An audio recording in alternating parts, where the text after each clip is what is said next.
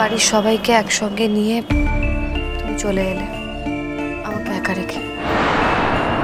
তোমাদের সাথেই না হয় আমাকে নিয়ে আসতে পারতেই তো। তুমি একটা আলাদা গাড়ি পেয়েছিলে, যদি আমাদের গাড়ি করে আসতে সেই গাড়িটাতে পেছনে ফাঁকা আসতো, সেটা দেখতে ভালো লাগতো না? আসতো, এরকম আগে তো কতবার হয়েছে। আগের ব্যাপার আলাদা ছিল মহল, আগের সঙ্গে আজকেটাকে কম্পেয়ার করো না, দুটোর মধ্যে পার্থক্য রয়েছে। কি পার্থক্য রয়েছে? না মানে আমি জানতে চাই। আজকে একটা অনুষ্ঠানে এসেও যদি আমরা এইভাবে, সত্যি কিছু বলার নেই।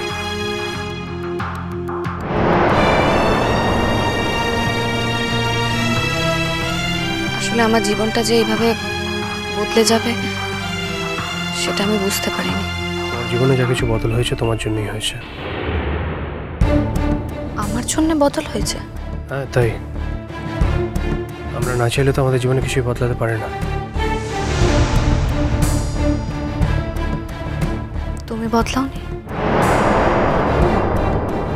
হয়তো চেয়েছিলাম তাই বদলেছি।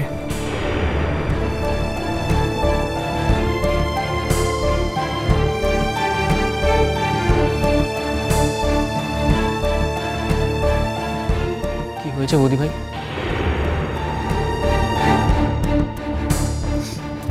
কই কিছু হয়নি তো। ধৈর্য ধরো বৌদি ভাই, সহ্য করো। তুমি যখন কোনো অন্যায় করনি তখন দেখো শেষ জয়টা কিন্তু তোমারই হবে। তুমি মিলিয়ে নিও আমার কথা। আসলে জোজো আমার না ধৈর্য ধরে রাখতে ভালো লাগছে না। আমি তো কিছু করিনি, আর কিছু না করেও তোমার দাদা ভাইয়ের থেকে আমাকে কেন এভাবে দূরে সরে যেতে হবে সেটাই বুঝতে পারছি না। যে ছেলেটা আমাদের জীবনে এত সর্বনাশ করেছে, আর তোমার দাদা কিনা তাকে বিশ্বাস করলো, এর থেকে বড় কষ্ট আমার জীবনে আর কি হতে পারে? জানি বৌদি ভাই, আসলে দাদা ভাইয়ের মেন্টাল কন্ডিশন তো ঠিক নেই না এখন, সবসময় কেমন একটা ইমোশনাল হয়ে থাকে। আর তুমি তো জানো দাদা ভাইয়ের জীবনটা এখন একটা সুতোর মধ্যে ঝুলছে। আমি সেই কষ্টটাই তো অ্যাকসেপ্ট করে নিতে পারছি না জোজো। পাগল পাগল লাগছে। আর এর মধ্যে যদি ও আমাকে ওর থেকে দূরে সরিয়ে রাখে তাহলে আমি কোথায় যাব বলো তো? আমি কি করব? বাড়ির লোকদের কথা না হয় বাদই দিলাম, কিন্তু যে আমার স্বামী, যাকে আমি সব থেকে বেশি ভরসা করি, সেই যদি তার থেকে আমাকে দূরে সরিয়ে দেয়, একটা দূরত্ব তৈরি করে, আমি তাহলে কি করব বলো তো? ঠিক হয়ে যাবে বৌদি ভাই, তুমি দেখো সব ঠিক হয়ে যাবে। আমাদের দাদা ভাই এত সহজে আমাদেরকে ছেড়ে চলে যেতে পারে না, কখনো না। শেষ জয়টা কিন্তু তোমারই হবে, তুমি মেনে নিও। জোজো তোমার মুখে ফুল চন্দন পড়ুক, কিন্তু কি বলতো, আমিও তো একজন মানুষ, আমার তো কিছু ফিলিংস আছে, আমারও অভিমান হয়। তাছাড়া আমার আর কেই বা আছে? আমি কার কাছে গিয়ে ভেঙে পড়তে পারি? এসব কথাগুলো আমি কাকে বলতে পারবো? কাউকে তো পারবো না। আর মাম্মাম তো নিজের যন্ত্রণায় জ্বলে পুড়ে মরে যাচ্ছে। তার মধ্যে আমার এই নানান অশান্তি নিয়ে যদি আমি আবার মাম্মামের কাছে যাই, তাহলে বুঝতে পারছো তো কি হবে। ওই যে অ্যানাউন্সার বৌদি ভাই, ওই যাদেরকে ফেলিসিটেট করা হবে তাদের নাম অ্যানাউন্স করছে। বৌদি ভাই এখানে যখন এসেই পড়েছো, আর এরকম একটা অনুষ্ঠান, তুমি প্লিজ মনটা ঠিক করে নাও, শক্ত করে নাও মনটাকে প্লিজ। এবছর যাদের ফেলিসিটেট করা হবে এই মুহূর্তে তাদের নাম আমরা ঘোষণা করতে চলেছি। আর এই তালিকায় প্রথম যার নাম আছে তিনি আর কেউ নন, তিনি হলেন অনুরূপ। তবে দুঃখের সাথে জানানো হচ্ছে যে অনুরূপ আজকের এই অনুষ্ঠানে উপস্থিত থাকতে পারেনি। তার সাথে যোগাযোগ করা হলে তিনি জানিয়েছেন যে তিনি একটি বিশেষ কাজে মুম্বাইতে রয়েছেন। তবে তাকে যে সম্মান দেওয়া হবে তা তিনি মহুল ঘোষের হাতে তুলে দেওয়ার অনুরোধ জানিয়েছে।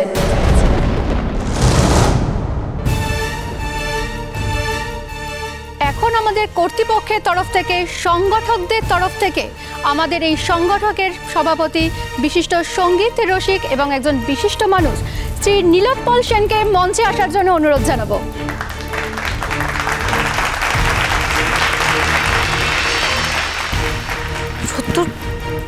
বিশ্বাস করো এই বিষয়ে আমি কিছু জানতাম না। না তুমি বলো না, ও তো আমার ব্যাপারে কত কি বলে গেছে না।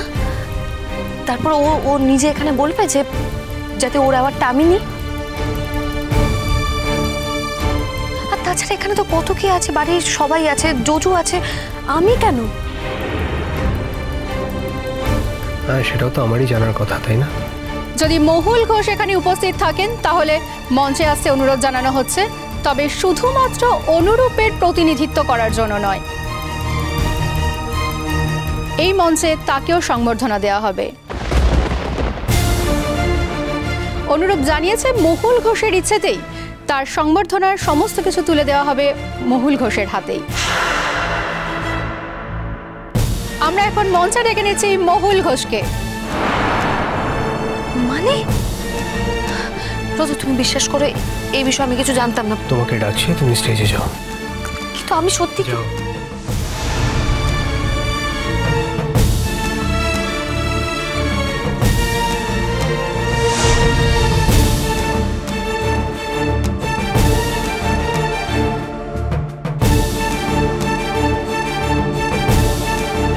আমাদের সভাপতি মহাশয়কে অনুরোধ জানাবো তিনি অনুরূপের সংবর্ধনা পত্রটি যেন মহুল ঘোষের হাতে প্রথমে তুলে দেয়।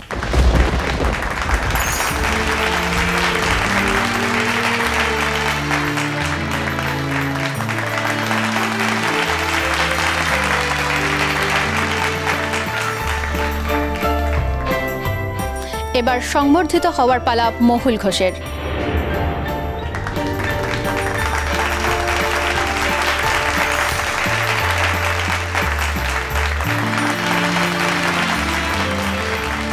আমি তৃতীয় নাম ঘোষণা করছি শ্রী কাজল মিত্র।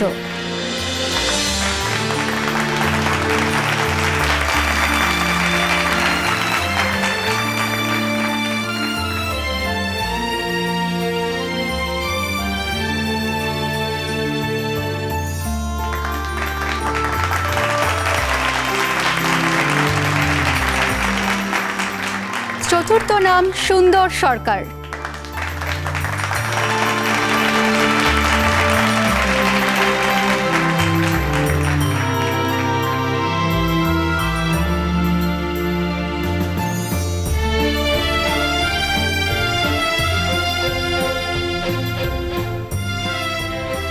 এবার আমরা রোদ্দুর ওরফে অয়নদীপ ঘোষকে মঞ্চে আসতে অনুরোধ জানাবো।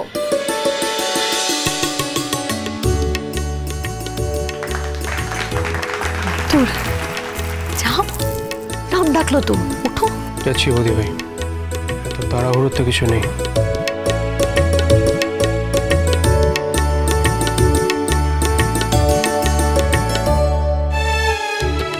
দাদা ভাই, ভাই পারবি একা, আমি হেল্প করবো? না রে দাদা ভাই, প্রয়োজন পড়বে না। আরে আমি আছি তো, চ।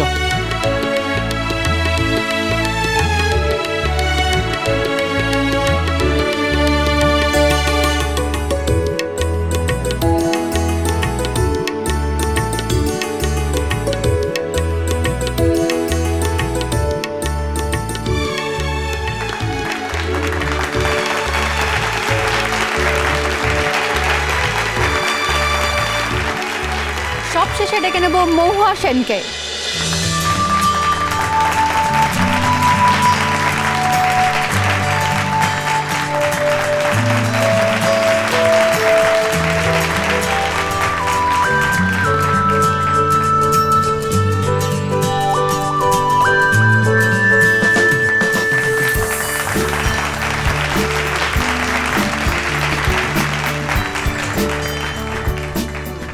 এখানে যাদের সম্মান জানিয়ে আমরা সম্মানিত হলাম তাদের জন্য আমাদের অকুণ্ঠ অভিবাদন।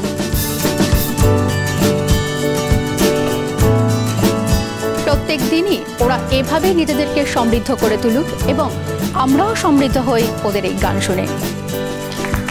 আপনাদের সকলকেই অসংখ্য ধন্যবাদ।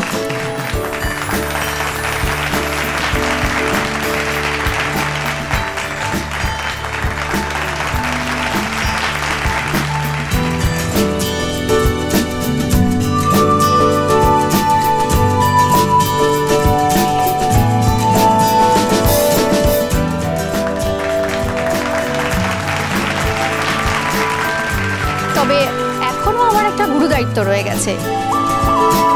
এবছর কর্তৃপক্ষ যাকে বর্ষ সেরা নির্বাচন করেছেন তাকে এবার ডেকে নেওয়ার পালা।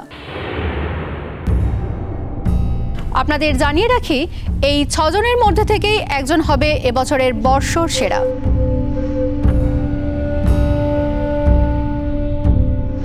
আপনারা কি অনুমান করতে পারছেন এবছরের বর্ষ সেরা কে হবে? মহুল ঘোষ, অনুরূপ, কাজল মিত্র। আপনারা তো দেখছি পরপর সব নামগুলোই বলে চলেছেন, তবে আমরা এই 6 জনের মধ্যে থেকে একজনকেই বর্ষসেরা নির্বাচন করব।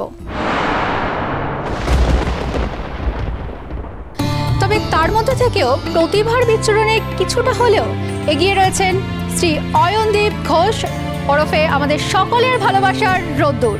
ইয়েস ইয়েস, বলেছিলাম দাদাভাই, তোকে বলেছিলাম।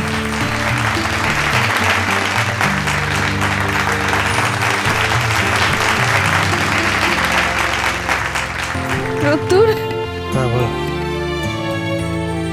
আমি জানতাম তুই বর্ষসেরা হবি। কংগ্রাচুলেশন রোদ্দুর। Thank you. আমার না বিশ্বাস করো, আমার আনন্দে জাস্ট লাফাতে ইচ্ছে করছে। না দাদা ভাই, আমার মনে হয় আমার এই অসুস্থতার ব্যাপারটা বোধহয় ওরা জানতো, তাই কনসিডার করেছে আর কি। এটা কি বলছিস তুই দাদাভাই? এই এসব কথা বলতে আছে বল। এটা কি কথা বললে রদ্দু? তোমার অসুখের সঙ্গে তোমার বর্ষসেরা হওয়ার কোনো রিলেশন নেই, এ কথাটা কোনো মানেই নেই। কারণ ওরাও খুব ভালো করে জানে যে আমাকে বর্ষসেরা করার সুযোগ হয়তো এরপর আর কোনোদিনও পাবে না, তাই কনসিডার করেছে। বা হয়তো আমাকে একটু মোটিভেট করতে চেয়েছে, একটু সাহস জোগাতে চেয়েছে আমার মনে। আমার মতে এবছর বর্ষসেরা হওয়াটা মহুলেরই উচিত ছিল। দেখো রোদ্দুর, তুমি তো বিচারক নও। ওনারা যেটা ঠিক মনে করেছেন ওনারা সেটাই করেছেন,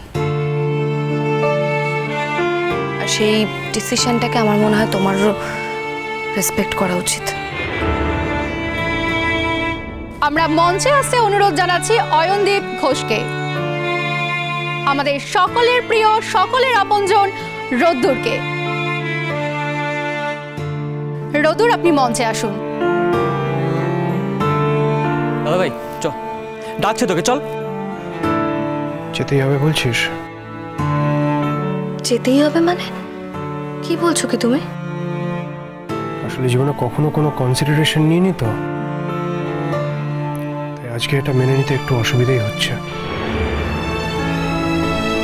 ভাই শোন, বোকার মতো কথা বলিস না।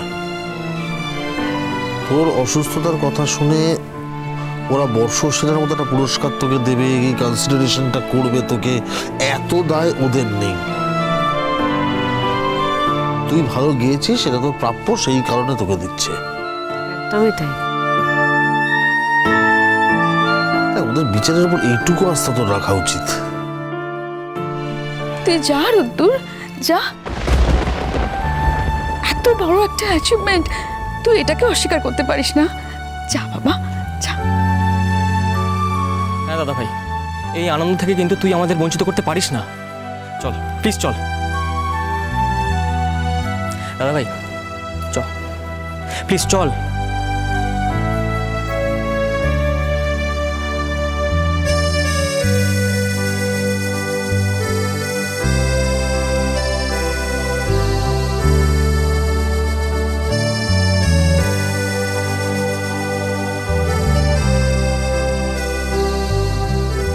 মহুল, কি ব্যাপার, তুমি কান্নাকাটি করছো কেন?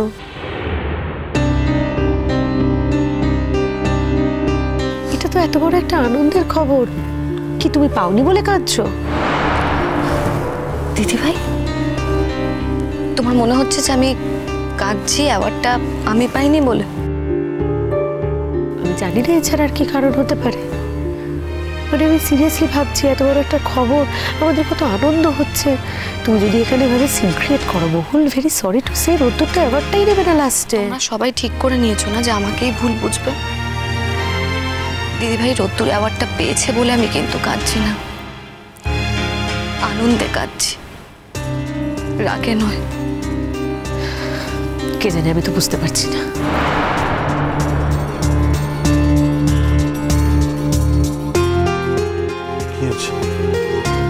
ডিসকাস্টিং, দেখো মহুল কান্নাকাটি করছে। কি রোদ্দুর অ্যাওয়ার্ডটা পেয়েছে, ও হয়তো পায়নি তাই জন্য মন খারাপ হয়েছে।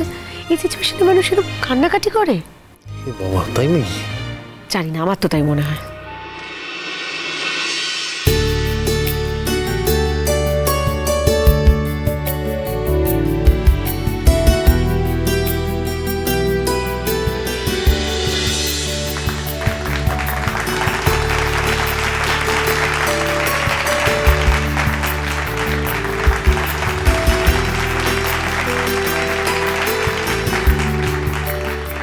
আমি বুঝতে পারছি আপনারা ঠিক এখন কি চাইছেন।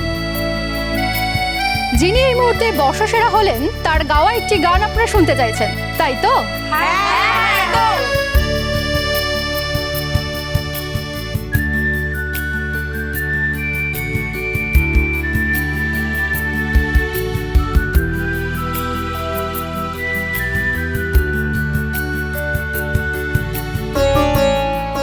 নমস্কার।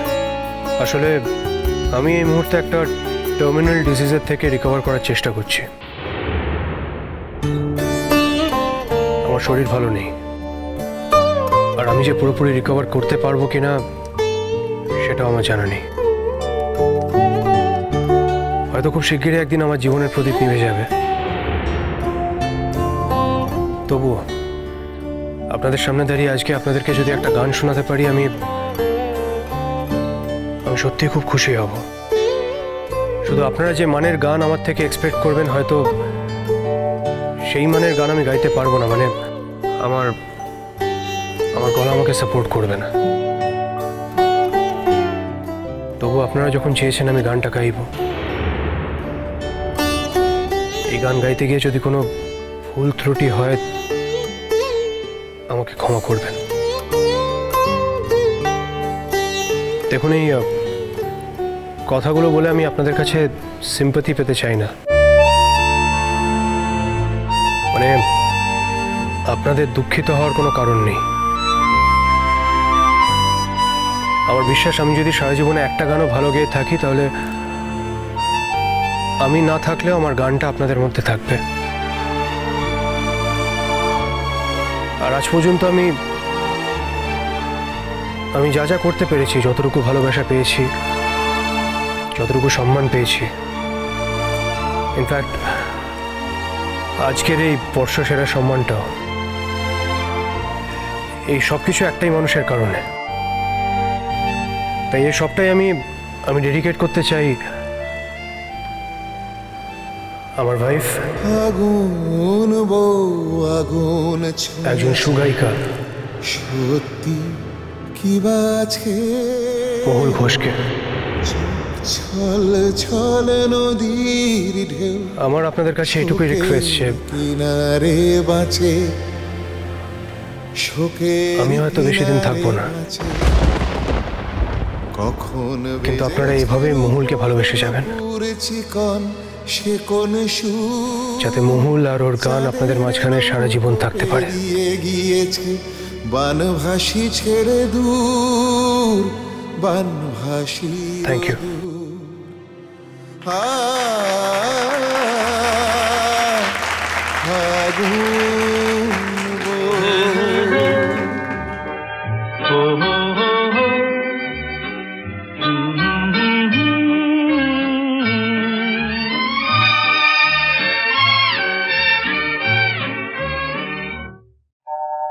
कोई हमदम न रहा, कोई सहारा न रहा,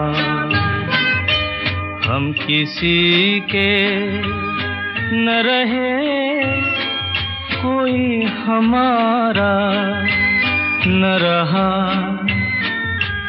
कोई हमदम न रहा, कोई सहारा न रहा।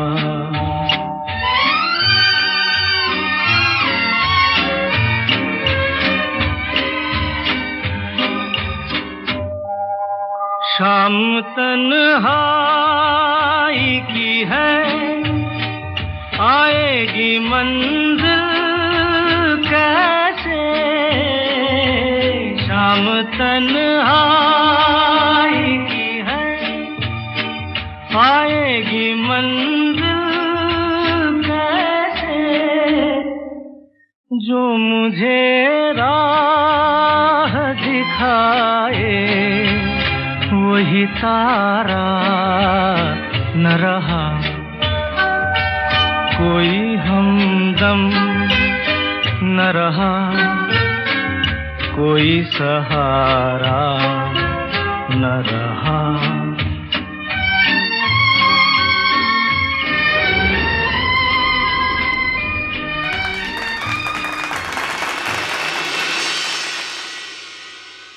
আমি মহলের সঙ্গে নিজের জীবনের শেষ গানটা হয়তো গাইতে চাইব। আপনাদের সবার সামনে পারফর্ম করা এটাই হয়তো আমার জীবনের শেষ গান হবে।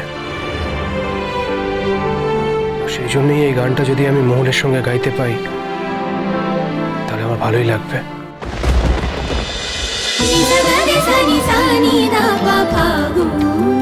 চলো চলো চলো চলো চলো পাল্টাই।